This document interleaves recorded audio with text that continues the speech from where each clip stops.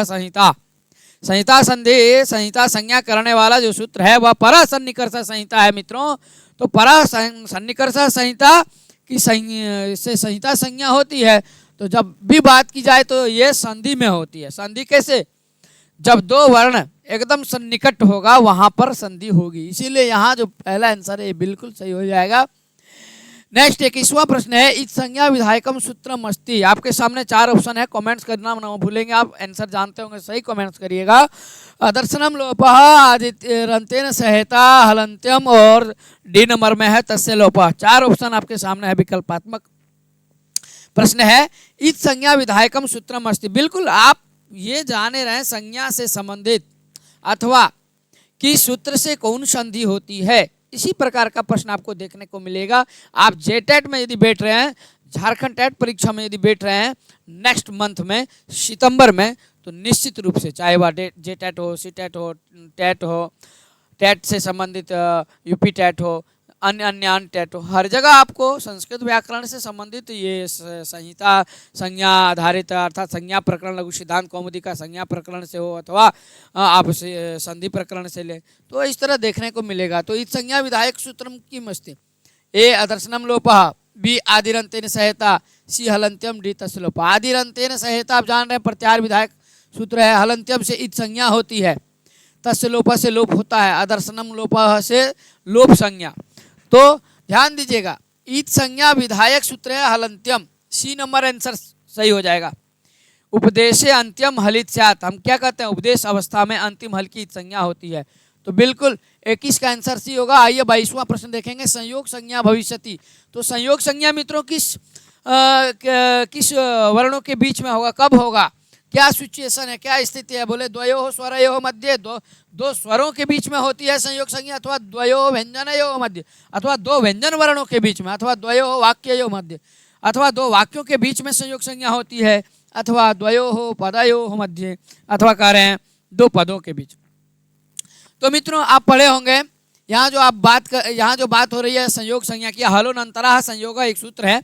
अजभीर व्यवहिता हल संज्ञा स्युः, कहने का अर्थ अज से जो व्यवहित है अर्थात जहाँ स्वर नहीं है, जहाँ हल ही हल है, जहाँ व्यंजन ही व्यंजन है, तो वहीं पे संयोग संज्ञा होगी। तो यहाँ लिखा ना द्वयोः व्यंजनयोः मध्य, बिल्कुल सही हो जाएगा, दो व्यंजन वर्णों के बीच में। ठीक है, यह आपका 22वां प्रश्न है। 22वां का आंसर आपका बी नंबर हो जाएगा, द्वयोः व्यंजनयोः मध्य। अजभीरा, जहां अच न हो, जहां व्यंजन ही व्यंजन हो, वहां पर संयोग संज्ञा होती है। नेक्स्ट प्रश्न है, अधोलिखिता नाम कस्मिन् पदे संहिता संज्ञा प्रयुक्ता। किस पद में कह रहे हैं संहिता संज्ञा प्रयुक्त है? उपेंद्र, रामस्य, कमलम अथवा अचल। 4 ऑप्शन है, आपको बताना है संहिता संज्ञा प्रयुक्ता। बहुत अच्छा क्वेश्चन है मित्रों। तो संहिता संज्ञा मतलब संधि कहाँ हुई है, उपेंद्र में कि रामस्य में कि कमलम में कि अचल? संहिता अर्थात संधि, और संधि कब होगी, जब दो वर्ण होगा। तो उपेंद्र में उप है, इंद्र है, और अ के बाद ई है, तो यहाँ पर संहिता संज्ञा हुई है अर्थात यहाँ संधि हुई है। तो उपेंद्र जो है ये बिल्कुल सही होगा। तो वर्ग से उच्चारण स्थानम अस्ति, तो वर्ग का आपको उच्चारण स्थान बताना है कमेंट्स करके मित्रों। तो वर्ग का क्या उच्चारण स्थान होगा? तो आप पढ़े ही होंगे, इकु अकुह विसर्जनिया नाम कंठ, इचु रसानाम तालु। तो यहाँ वही कह रहा है, ओष्ठो तालु दंता कंठ, और ऋतु रसानाम मूर्धाल ऋतु रसानाम दंता, आप पढ़े हैं ना। तो री और तवर का क्या है, उच्चारण स्थान दंत है, तो दांत है यहाँ, तो इसको ले लीजिए, सी नंबर आंसर सही हो जाएगा। 25वां प्रश्न देखेंगे, निम्नलिखितेषु पद संज्ञक शब्द अस्ति। पद संज्ञक शब्द क्या है?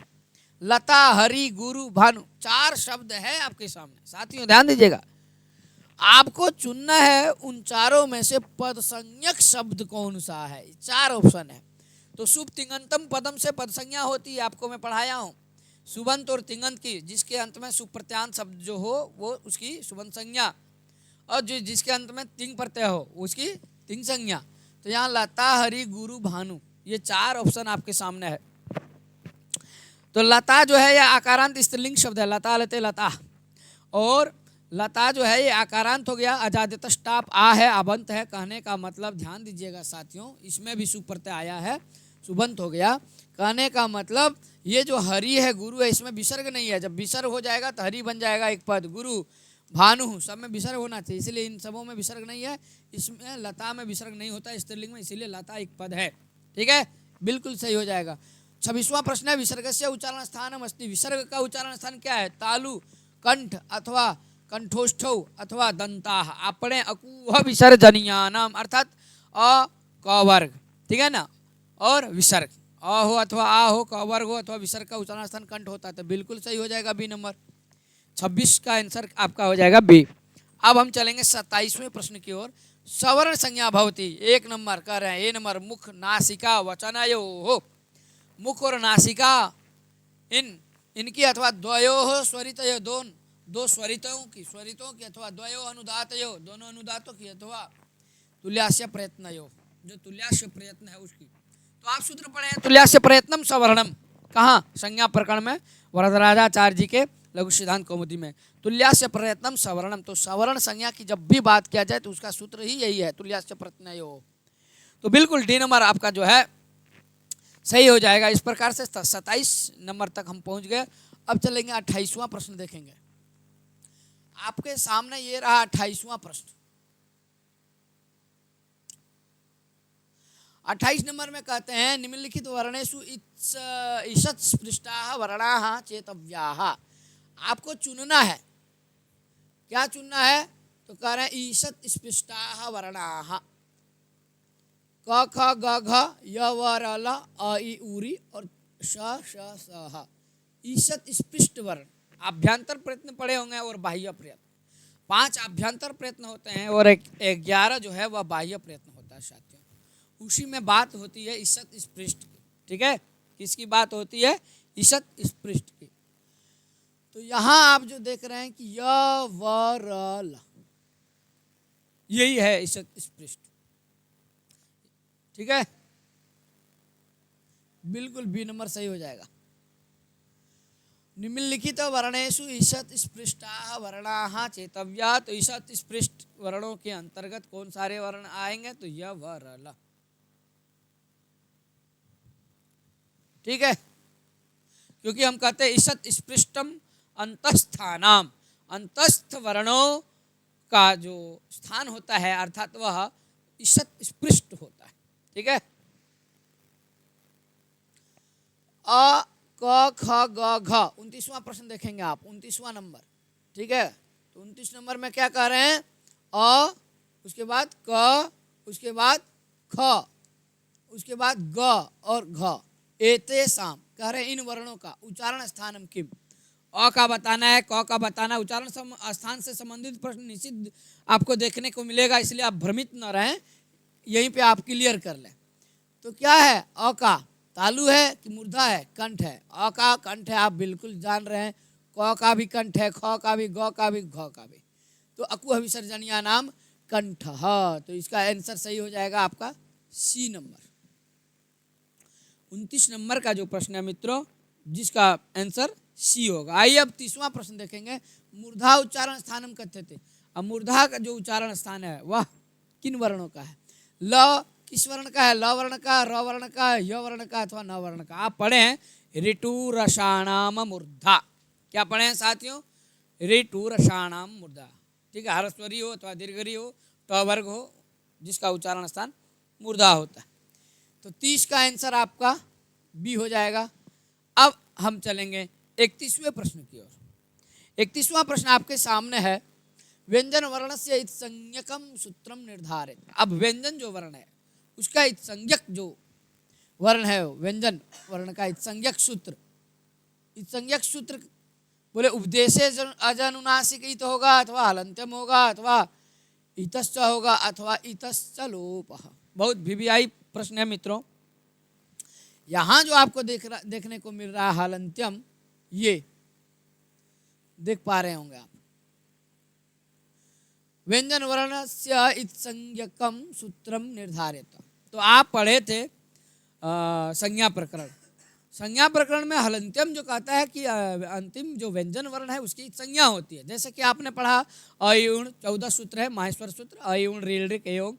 तो इनके जो अंतिम वर्ण है, देखिएगा सबके अंतिम वर्ण में व्यंजन ही वर्ण है। अयुण के अंतिम में देखिए ना व्यंजन वर्ण है। रील ऋक व्यंजन वर्ण है क। रील ऋक एओंग में ङ देखिए। तो व्यंजन वर्णों की संज्ञा होती है किस सूत्र से? हलंत्यम से। तो बिल्कुल बी नंबर सही होगा। 32वां प्रश्न है संयोग संज्ञा विधायकम सूत्रम किम।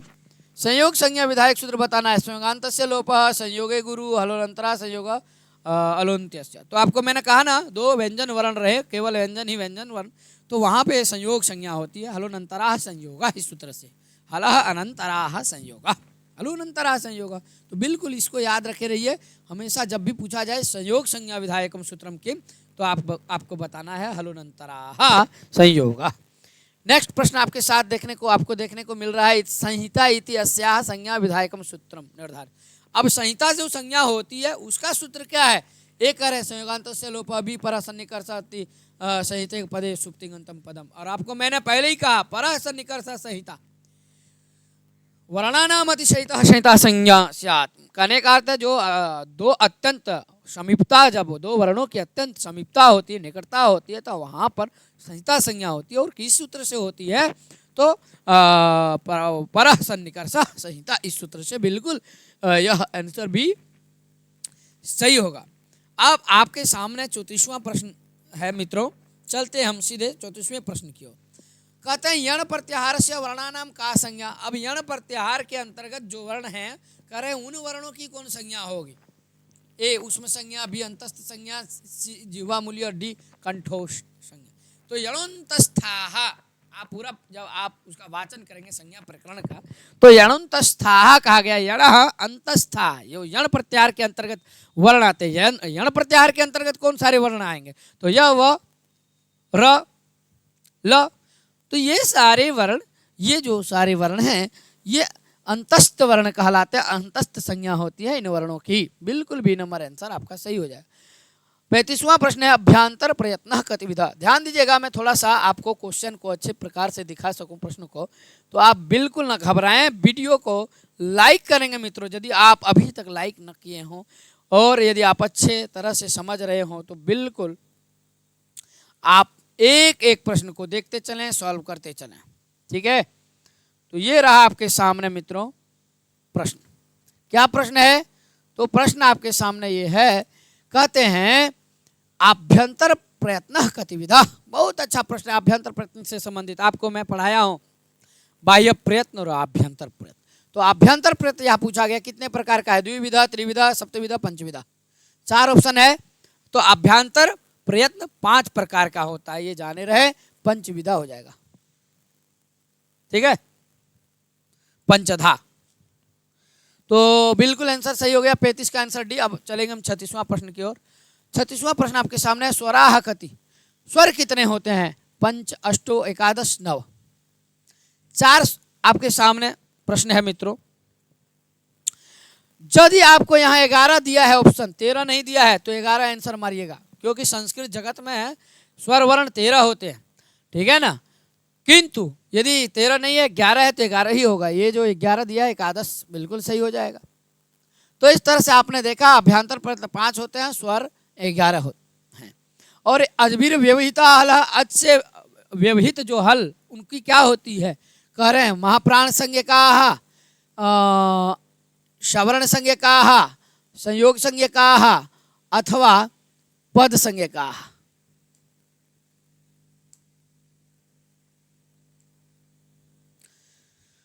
अजभीर व्यवहिता हलः संयोग संज्ञा स्युः। हलोनंतरा संयोग सूत्र का ही ये वृत्ति है। कभी कभी वृत्ति लिख दिया जाता है, प्रश्न पूछा जाता है। तो अजभीर व्यवहिता हलः संयोग संज्ञा स्युः। देखिए संयोग संज्ञकाः, ये नंबर, ये सी नंबर आंसर हो जाएगा, 37 का सी। अजभीर व्यवहिता, अजभीर व्यवहिता समझ रहे हैं? अच से जो व्यवहित है, जहाँ स्वर नहीं है, जहाँ व्यंजन ही व्यंजन है, उन वर्णों की क्या होती है? संयोग संज्ञा। तो संयोग संज्ञकाः हलः, ये हलः जो है संयोग संज्ञकाः। बहुत अच्छा। 37वां प्रश्न हो गया। 37 का आंसर आपको देखा दिया मैं, सी होगा। अब आइए 38वां प्रश्न। 38वां प्रश्न है वर्णानाम उच्चारण स्थानानाम च। जो वर्णों का जो उच्चारण स्थान है, वर्णों का और उनके उच्चारण स्थान, उनका मेलनम कृत्वा, मिलान करके समीचीनम समूहम चिनुता। एक अच्छा आपको समूह बताना है। अब यहाँ देखिए किसका क्या होगा। च दिया है, ल र व, इधर मूर्धा दंता। तो आपको पढ़े, आप पढ़े इचु यशानाम, तालु मिला दीजिएगा। ऋतु लशानाम दंता यहाँ मिला दीजिएगा। ऋतु रसानाम मूर्धा, इसको यहाँ मिला दीजिएगा। और वकारस्य दंतुष्टम, इसको यहाँ मिला दीजिएगा। अब आपको उसमें से सही सही दे देना है। क्या देना है? तो सी नंबर को देख लीजिए, द ब अ स। पहले का द हो गया, ल का ब हो गया और र का अ हो गया मूर्धा, और व का स हो गया, अर्थात स मतलब दंतोष्ठ। किसका? वकार, वकार का, वकार से दंतोष्ठ। इस तरह से साथियों मैंने आप सबों के बीच बहुत वीआई, बहुत सारे अच्छे प्रश्नों को लेकर के आया। वीडियो को लाइक करेंगे, सब्सक्राइब करेंगे, इस चैनल को पहली बार देख रहे होंगे और बेल आइकॉन बटन ऑन कर लेंगे। मैं मिलता हूँ फिर नेक्स्ट क्लास में। इस प्रकार धड़ाधड़ प्रश्नोत्तरी चलती रहेगी। हाँ, प्रश्नोत्तरियों का यह क्रम चलते रहेगा जब तक आपका एग्जाम न हो जाता है। आज के लिए इतना ही। नमः संस्कृताय, जय तु संस्कृतम, जय तु भारतम, नमो नमः।